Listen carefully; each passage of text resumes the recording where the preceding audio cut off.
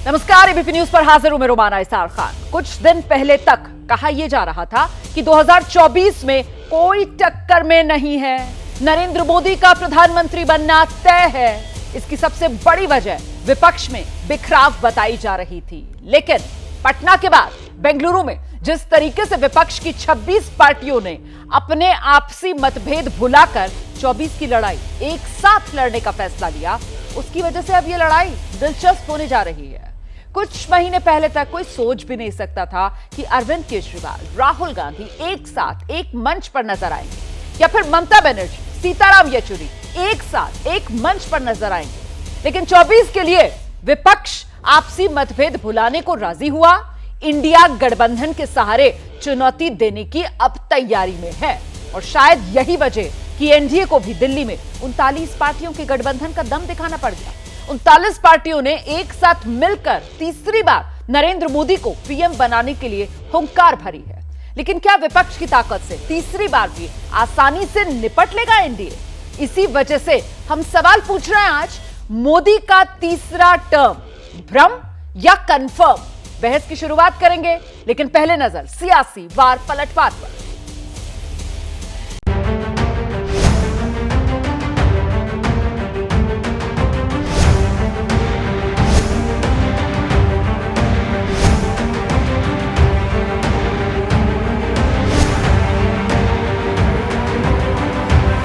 जनता देख रही है कि ये पार्टियों क्यों इकट्ठा हो रही है। जनता ये भी जान रही है कि वो कौन सा ग्लू है, गोंद है, जो इन लोगों को, इन पार्टियों को जोड़ रहा है। किस तरह छोटे छोटे स्वार्थ के लिए मूल्यों और सिद्धांतों से समझौता किया जा रहा है। इंडिया को बचाना है, देश को बचाना है। इंडिया जीतेगा, भाजपा हारेगा। एक तरफ तो भारत होगा और दूसरी तरफ मोदी जी होगा।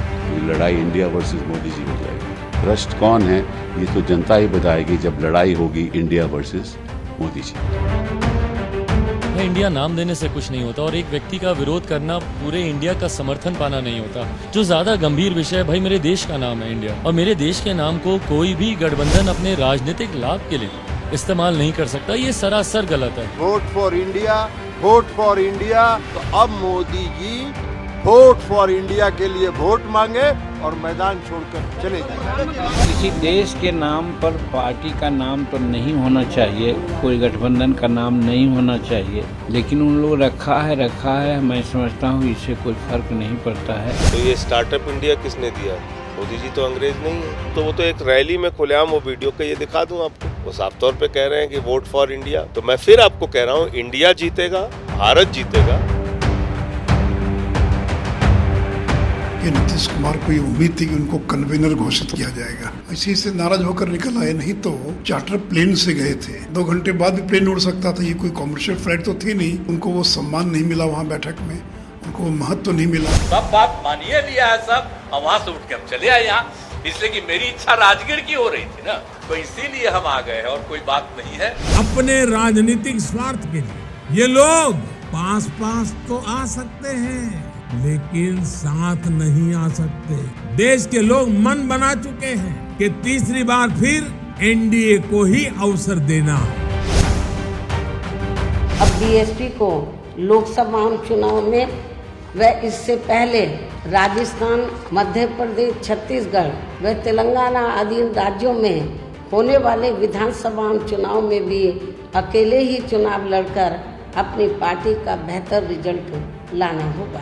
एन से न्यू इंडिया के लिए, डी से डेवलप्ड नेशन के लिए, ए से aspiration of people and region के लिए सभी का विश्वास एनडीए पर है।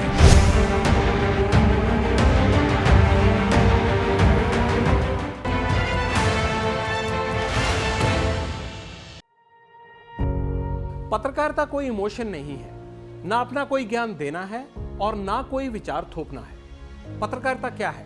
पत्रकारिता का मतलब है सही जानकारी इकट्ठा करना और तथ्य बताना। पत्रकारिता आज जितने महत्वपूर्ण दौर में है, शायद पहले नहीं थी। इस दौर से निकलने के लिए सिर्फ सच दिखाने की जरूरत है, वो सच जो आपके हित को आगे रखे। इसलिए अब रात 9 बजे प्राइम टाइम नहीं होगा, ये आपका टाइम है। जगविंदर पटियाल के साथ देखिए पब्लिक इंटरेस्ट सोमवार से शुक्रवार रात 9 बजे सिर्फ एबीपी न्यूज पर।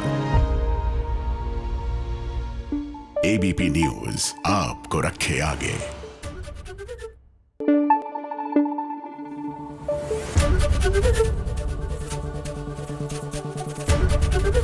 एबीपी न्यूज आपको रखे आगे।